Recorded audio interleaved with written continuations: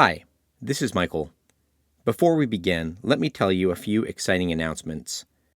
This season's separate audiobook project, Washington Irving's short novel titled Old Christmas, along with a print version of that novel, will be available for purchase on Amazon on December 10th.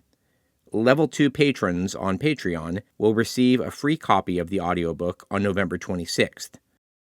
Last, for our Level 3 patrons, we will be mailing out the signed, limited edition book of all of this season's myths at the beginning of December. After this season, we will not release any more copies of this limited edition version.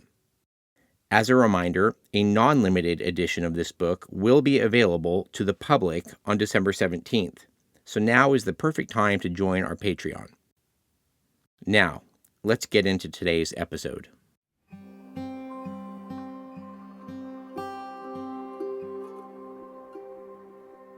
Welcome to New American Mythos, where old stories are kindled like firelight, and we gather round to remember the tales that shaped us.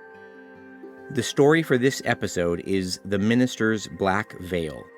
And before the tale begins, let me tell you a little something about veils. You've seen them, haven't you? Draped over the face of a bride as she walks toward the groom, hanging from the brow of someone who is in mourning, black and thin as grief. In the temple, in the times of Christ, the veil was a thick curtain, torn only once from top to bottom. A veil is not just cloth, it is mystery made visible. It means you may not look upon this. It says, what lies behind is sacred, or sorrowful, or simply hidden. A veil divides. It keeps the holy from the profane, the private from the public, the seen from the unseen. But veils also invite reverence. They draw our eyes and stir our curiosity. Why is something covered? What lies beneath? And so it is in this tale, where a pastor puts on a veil and never takes it off. And as the veil hangs over his face, it slowly falls over his life, his reputation, his friendships, and his love. And yet, strangely, it also gives him power. It makes him a man whom sinners seek and saints fear. We are entering a small Puritan village in New England, likely in the 1730s or 40s, where the moral landscape is still steeped in Calvinist gravity. The architecture is plain and cold, and the conscience is rarely at rest. It is the Northeast that we've been exploring all season, the haunted region where Dutch folklore, Puritan theology, and early American anxiety gave rise to our national ghost stories. And this tale belongs to that tradition. Written by Nathanael Hawthorne, descendant of Salem judges, it is not merely a Gothic fiction. It is a warning, a meditation, a mirror. It tells us what happens when a culture that fears judgment also fears honesty. This is The Minister's Black Veil, a tale of sin, isolation, and a terrifying truth about the human soul, that many of us hide something, even from those we love most.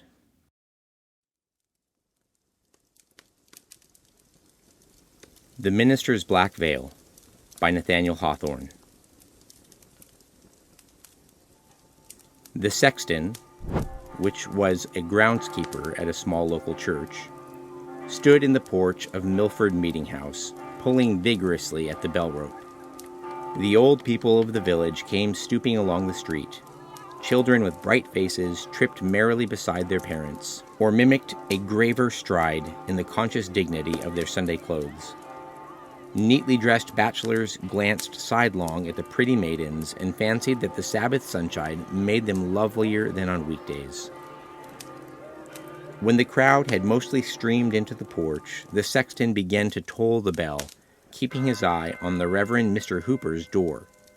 The first glimpse of the clergyman's figure was the signal for the bell to cease its summons. "Ah, but what has good Parson Hooper got upon his face?" cried the sexton in astonishment. All within hearing immediately turned and beheld the figure of Mr. Hooper, pacing slowly, deep in thought, toward the meeting house. With one accord they started, expressing more wonder than if a strange minister had come to dust the cushions of Mr. Hooper's pulpit. "Are you sure that is our parson?" inquired Goodman Gray of the sexton. "Certainly it is, good Mr. Hooper," replied the sexton. "He was to have exchanged pulpits with Parson Shute of Westbury, but Parson Shute sent word yesterday excusing himself, as he was to preach a funeral sermon." The cause of so much amazement may seem slight. Mr. Hooper, a gentlemanly man of about 30 and still a bachelor, was dressed with proper clerical neatness, as if a careful wife had starched his collar and brushed the week's dust from his Sunday clothes. There was only one remarkable thing about his appearance. Swathed around his forehead and hanging down over his face, low enough to be stirred by his breath, Mr. Hooper wore a black veil. On closer inspection, it appeared to consist of 2 folds of crepe, which is a very thin fabric, entirely concealing his features, except for his mouth and chin, but likely not obstructing his sight beyond giving a dimmed view of the world. With this somber shade before him, good Mr. Hooper walked slowly and quietly, slightly stooping and looking at the ground, as is common with deeply reflective men. Yet he nodded kindly to those parishioners still waiting on the meeting-house steps. "I can't truly feel as if good Mr. Hooper's face is behind that piece of crepe," said Sexton. "I don't like it," muttered an old woman as she hobbled into the meeting-house. "He has turned himself into something dreadful just by hiding his face." "Our parson has gone mad," cried Goodman Gray, following him through the doorway. A rumor of some inexplicable event had preceded Mr. Hooper into the meeting-house and set the congregation astir. Few refrained from turning their heads toward the door. Many stood upright and faced it directly. Several boys clambered onto the seats and jumped down again with a terrible clatter. The rustling of women's gowns and shuffling of men's feet, at odds with the reverent hush that should mark the minister's entrance. But Mr. Hooper seemed not to notice the disturbance. He entered quietly, nodded gently to the pews on either side, and bowed as he passed his oldest parishioner, a white-haired great-grandfather who sat in an armchair in the center aisle. It was strange how slowly this venerable man perceived anything unusual in his pastor's appearance. He seemed unaware of the general wonder until Mr. Hooper stood in the pulpit, facing his congregation as normal, except for the veil.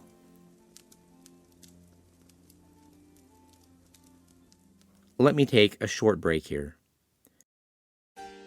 Notice, Mr. Hooper wore a black veil. On closer inspection, it appeared to consist of 2 folds of crepe, entirely concealing his features. This moment marks more than a change in clothing. It is the birth of a symbol. In Puritan New England, where the soul was under constant surveillance by self, by neighbor, by God, a covered face disturbs the entire moral economy. The veil is not merely cloth, but conscience externalized. It speaks to the American struggle to reconcile appearance and truth, reputation and repentance.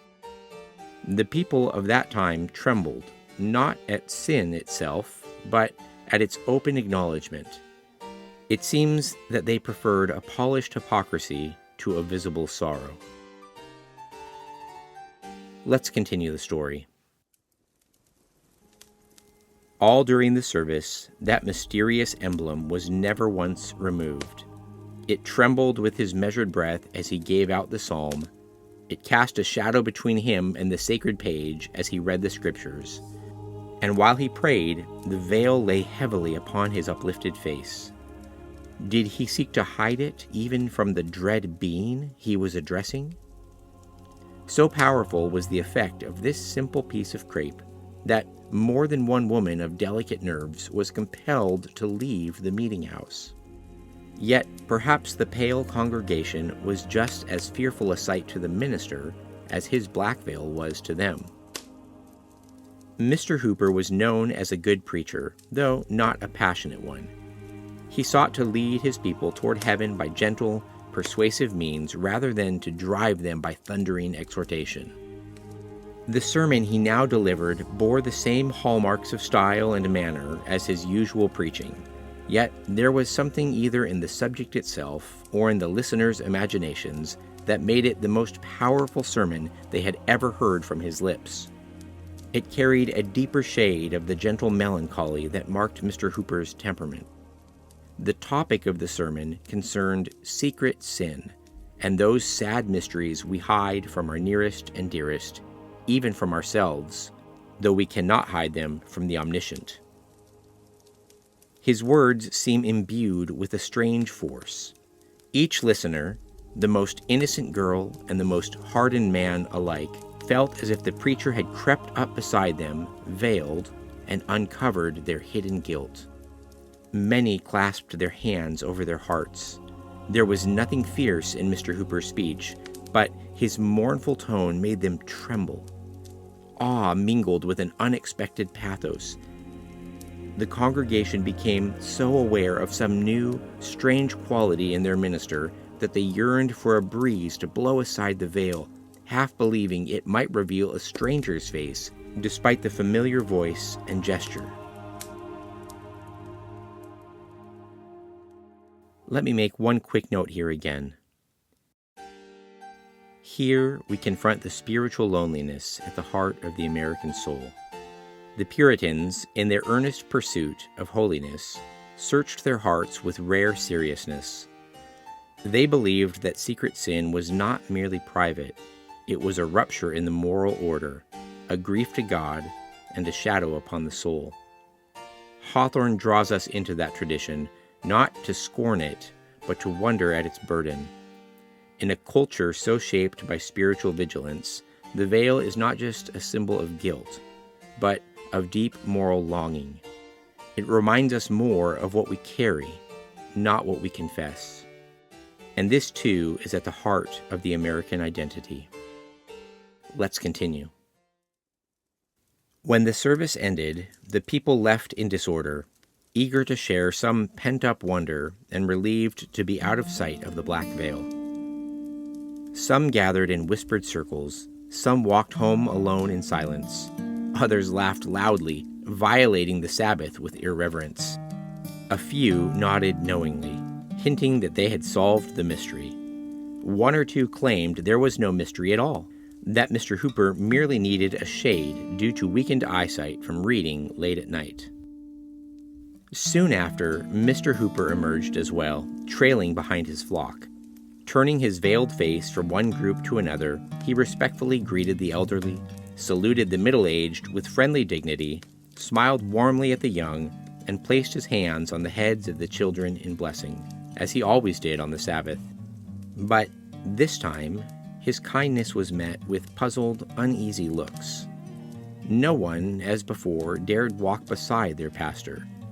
Old Squire Saunders, perhaps forgetting, neglected to invite Mr. Hooper to dine, though the minister had often blessed his table on Sundays past. So Mr. Hooper returned alone to the parsonage, which is the house that the pastor lives in. At the moment he shut the door, he was seen to glance back at the people. A sad smile glimmered faintly from beneath the black veil and lingered around his mouth before he vanished. "How strange," said a lady, "that a simple black veil, such as any woman might wear on her bonnet, should become so terrible on Mr. Hooper's face." "Something must surely be wrong with Mr. Hooper's mind," observed her husband, the village physician. "Yet what is strangest is how even a sensible man like myself is unsettled by this oddity. That veil, though it hides only our pastor's face, casts its shadow over his entire being and makes him ghost-like. Don't you feel it too?" "Indeed, I do," replied the lady, "and I would not be alone with him for anything.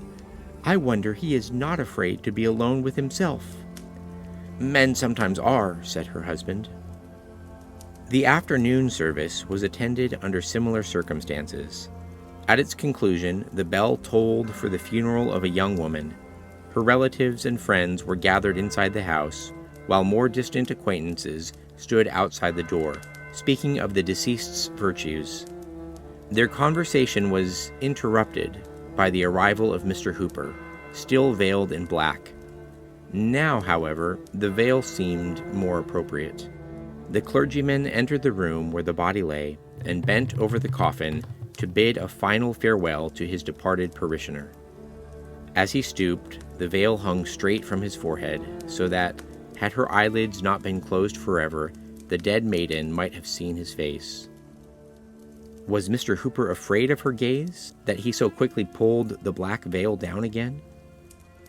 A bystander, observing the silent moment between the living and the dead, did not hesitate to claim that, when the minister's face was momentarily revealed, the corpse seemed to shudder, rustling its shroud and muslin cap, which is a kind of fabric, though its expression remained calm in death. A superstitious old woman was the only witness to this wonder, though. From the coffin, Mr. Hooper proceeded into the room of the mourners, and then to the top of the staircase to offer the funeral prayer. It was a tender, heart-stirring prayer, full of sorrow, yet so filled with heavenly hope that the music of an angelic harp, plucked by the dead, seemed faintly audible amid the minister's solemn tones. The congregation trembled, though few fully grasped his meaning, when he prayed that they, along with himself and all humankind, might be prepared, as he trusted this young woman had been, for the dreadful hour when the veil is torn from every face. The pallbearers moved slowly forward, and the mourners followed, casting a shadow of sorrow over the street, with the dead ahead of them, and Mr. Hooper, still veiled, walking behind. "Why do you look back?" one person in the procession asked his companion. "I had a strange notion," she replied, "that the minister and the maiden's spirit were walking hand in hand." "And so did I, at that very moment," said the other man. That evening, the most handsome couple in Milford was to be married. Though generally considered a somber man, Mr. Hooper had always shown a gentle cheerfulness at weddings, often drawing a warm smile where louder mirth might have felt out of place. The wedding guests awaited his arrival with eager hope that the strange gloom shadowing him all day would now be lifted. But it was not to be. When Mr. Hooper entered, the first thing they saw was the same dreadful black veil that had darkened the funeral, and now cast a shadow over the wedding. Its effects on the guest was immediate. It seemed as though a dark cloud had rolled out from under the crape and dimmed even the candlelight. The bridal pair stood before the minister, but the bride's cold fingers trembled in the hand of her bridegroom, and her death-like pallor, which means she was very pale, caused some to whisper that the young woman buried earlier had risen from her grave to be married. If ever there was a wedding as dismal, it must have been that infamous one where the bells tolled the wedding knell. After the ceremony, Mr. Hooper raised a glass of wine, offering a gentle and cheerful toast to the newlyweds. His tone was so mild and pleasant it ought to have warmed the guests like a glow from the hearth. But just then, catching his own reflection in a mirror, the sight of the veil overwhelmed even him with horror. His body shuddered, his lips turned pale, he spilled the untasted wine on the carpet and rushed out into the darkness, for the earth itself, it seemed, wore a black veil. The next day, all Milford talked of little else but Parson Hooper's veil. Its meaning and the mystery behind it became the subject of every conversation, in the streets, at the open windows of gossiping housewives, and in the tavern, where the innkeeper told it as the top story to arriving guests. Children gossiped about it on their way to school. One mischievous boy covered his face with an old black handkerchief, scaring his playmates so badly that he himself panicked and nearly lost his senses at his own prank. Remarkably, though the town was full of busybodies and meddlesome folk, not one dared ask Mr. Hooper directly why he wore the veil. In the past, he had never lacked for advice, nor been resistant to gentle correction. Indeed, if he had a fault, it was excessive self-doubt, so much so that the slightest reproach might cause him to view a harmless act as sin. Yet even those familiar with his gentleness hesitated to speak of the veil. A vague, unspoken dread kept each person from broaching the subject, and the responsibility for questioning him was passed along from one to another until, finally, the church deemed it best to send a formal delegation to address the matter before it became a scandal. Never was a mission more poorly executed. Mr. Hooper welcomed the group with polite kindness, but after they were seated, he fell silent, leaving it entirely to them to begin the difficult conversation. Though the topic might seem obvious, the black veil was right there, covering every feature above his calm mouth, where a faintly sad smile would sometimes flicker. It seemed to weigh even more heavily on their minds than on his face. To them, it hung not just from his brow, but from his heart, a dark secret separating him from them. If only he would remove it, perhaps they could speak freely, but not while it remained. So they sat there for a long time, silent, uncomfortable, shrinking from the invisible intensity of Mr. Hooper's gaze. In the end, they returned in confusion, declaring the matter too grave to handle themselves, perhaps needing a council of churches, or even a general synod, which was a meeting of church leaders to make decisions. But there was one person in Milford not shaken by the fearful awe that had overcome everyone else. When the little delegation returned with neither explanation nor the courage to demand one, she resolved, with the quiet strength of her character, to pierce the dark mystery surrounding Mr. Hooper. As his betrothed, it was her right to know what the veil concealed. When he next visited her, she addressed the subject with gentle straightforwardness, which made it easier for both of them. After he was seated, she fixed her eyes on the veil, but saw nothing dreadful in it. It was just a double fold of black crape, hanging from his forehead to his mouth, shifting slightly with his breath. "No," she said aloud, smiling, "there's nothing frightening in this piece of crape, except that it hides a face I always love to see. Come now, dear sir, let the sunshine break through the cloud. First, remove your black veil, then tell me why you wear it." Mr. Hooper smiled faintly. "There will come a day," he said, "when we shall all remove our veils. Don't take it to heart, my beloved, that I choose to wear this one until then." "Your words are a mystery too," she replied. "Then take the veil from them, at least." "Elizabeth, I will, as far as my vow permits," he said. "Know this, the veil is a symbol, and I am bound to wear it always, in light and in darkness, in solitude and before crowds, with strangers and with friends. No mortal eye shall ever see it lifted. This shadow must separate me from the world. Even you, Elizabeth, cannot pass behind it." "What great affliction has come upon you," Elizabeth asked earnestly, "that you would darken your eyes forever in this way?" "If it is a symbol of mourning," Mr. Hooper replied, "then perhaps, like most of humanity, I have sorrows dark enough to be represented by a black veil." "But what if the world refuses to believe that it symbolizes innocent sorrow?" Elizabeth pressed. "As beloved and respected as you are, there are already whispers that you hide your face out of guilt, that you carry the burden of secret sin. For the sake of your sacred office, remove this cause for scandal." A blush came to her cheeks as she hinted at the nature of the rumors spreading through the village. But Mr. Hooper's gentle demeanor did not waver. He even smiled again, that same sad smile that seemed like a faint gleam of light from beneath the veil's shadows. "If I hide my face for sorrow, then there is sorrow enough," he said simply.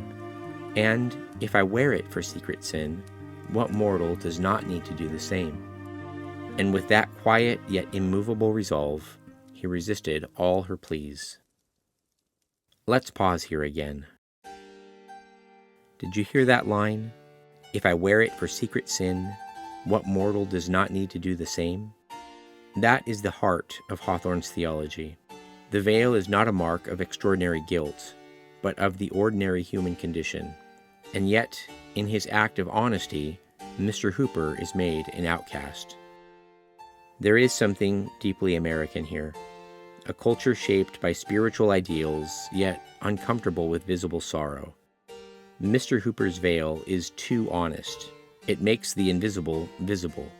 It undoes the illusion of private virtue, and it causes every viewer to confront his own soul.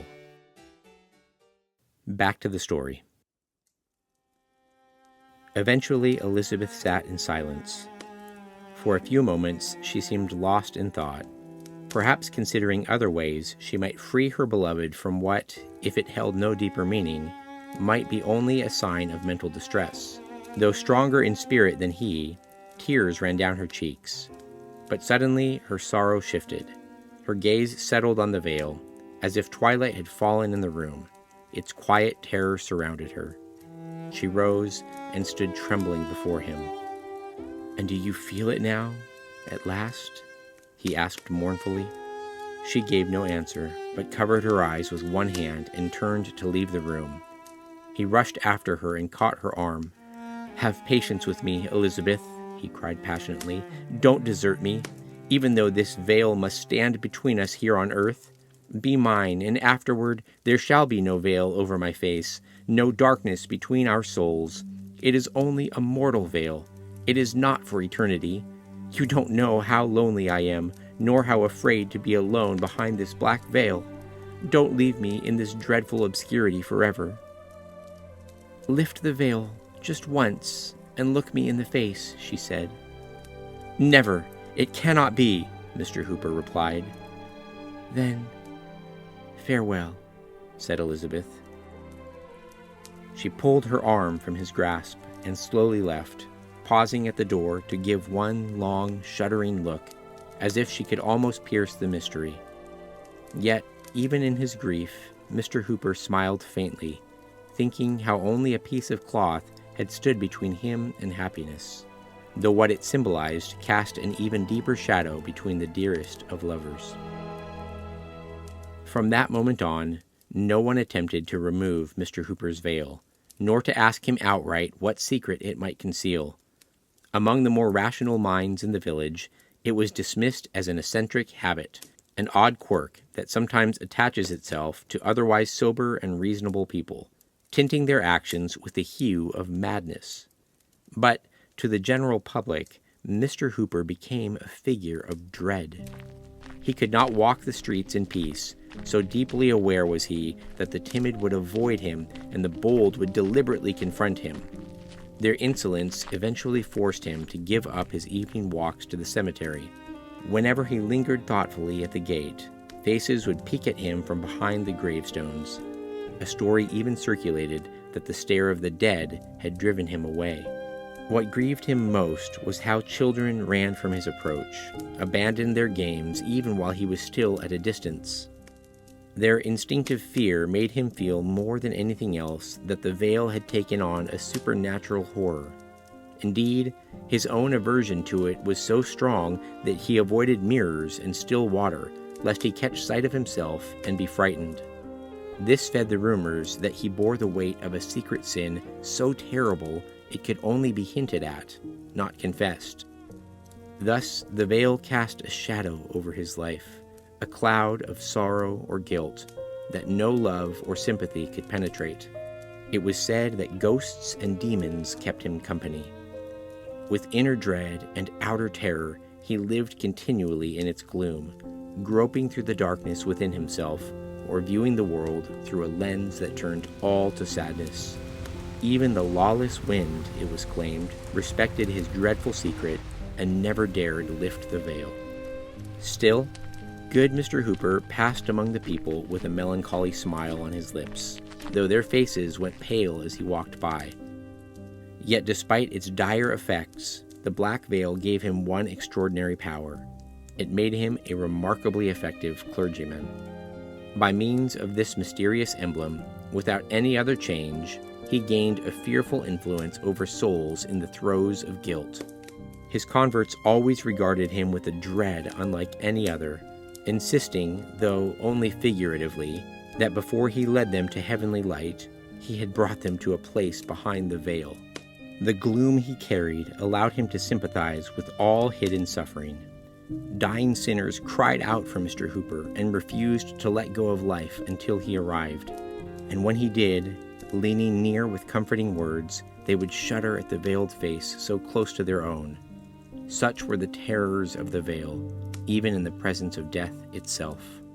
Strangers traveled long distances just to attend his church, not for the preaching, but to get a glimpse of the man whose face no one saw. Many left trembling. Once, during Governor Belcher's administration, Mr. Hooper was invited to preach the election sermon.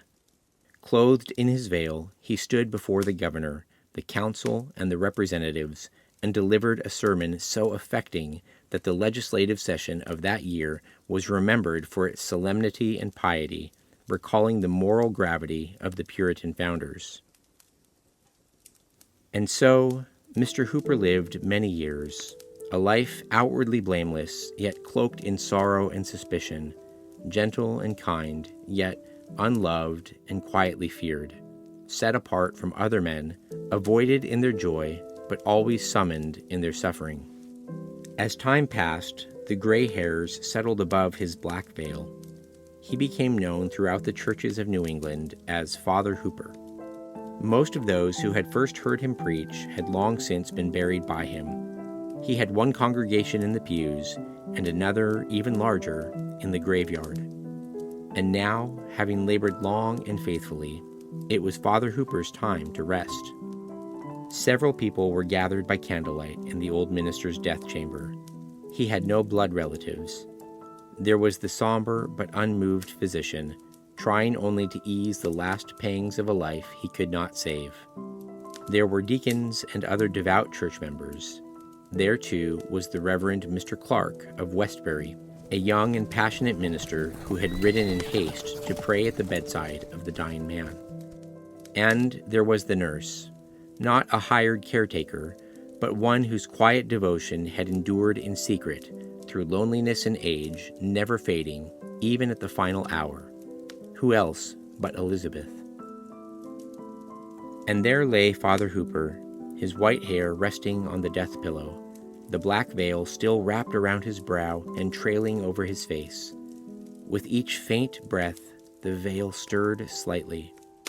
All through his life, it had hung between him and the world. It had separated him from joyful fellowship and a woman's love, confining him to the saddest prison of all, his own heart. And now, even in death, it still lay across his face, as if to deepen the shadow in that dim chamber and block the sunshine of eternity.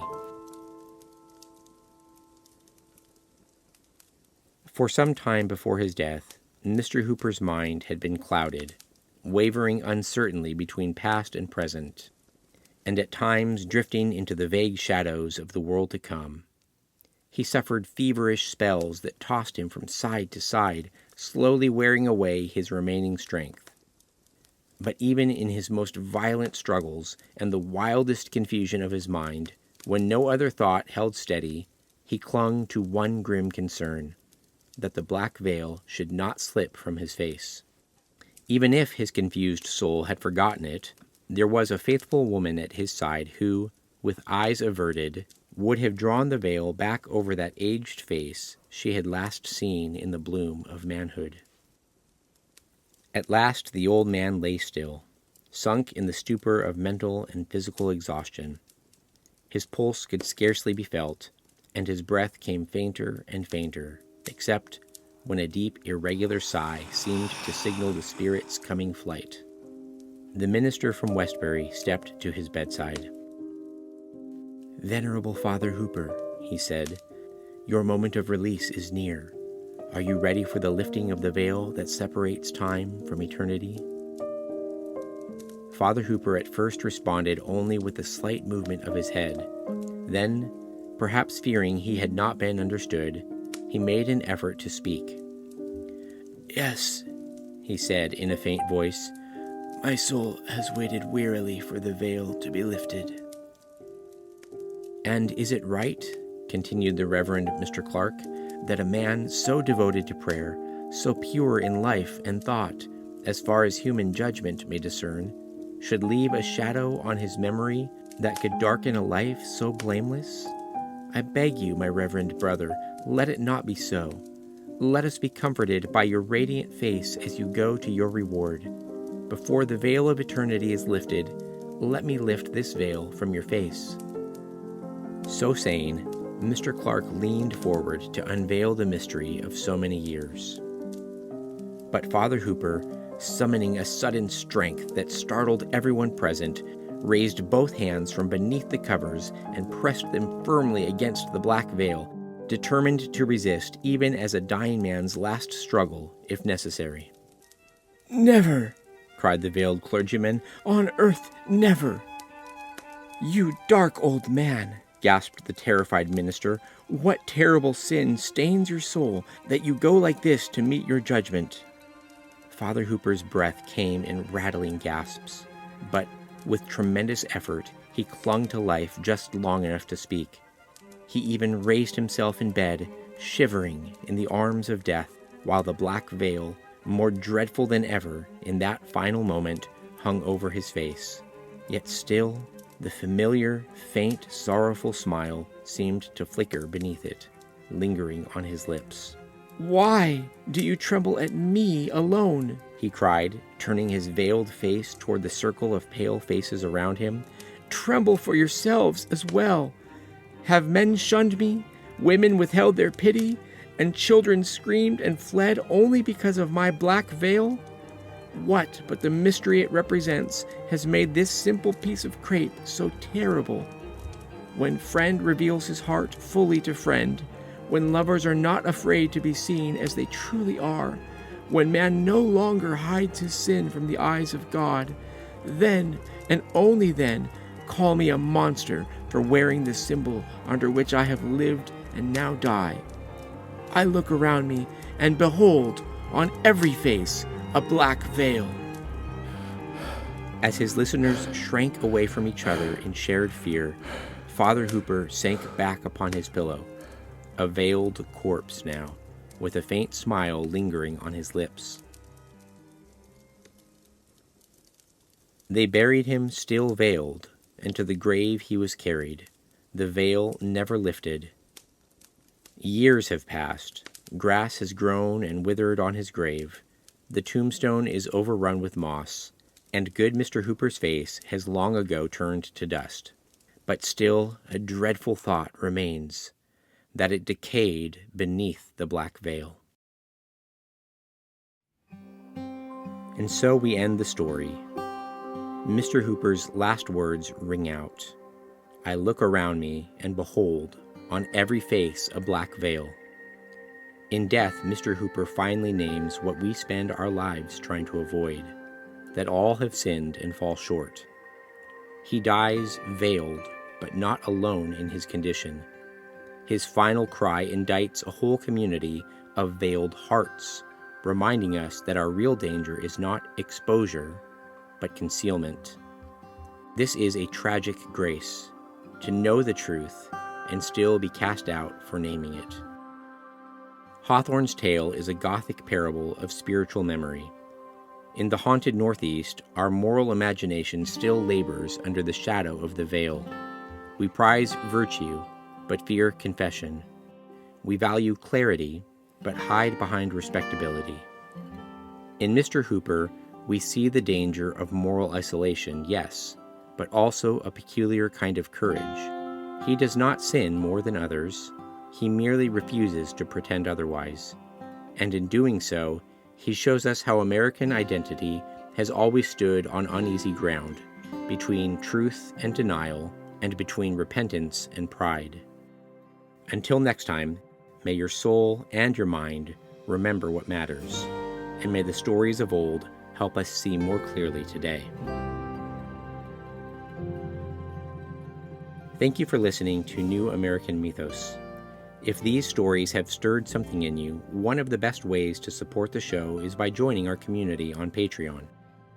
At the first tier, you'll receive early access to all episodes, plus 2 exclusive bonus episodes when the season concludes. By the way, for those of you listening live as the episodes come out, that will be next week on November 19th.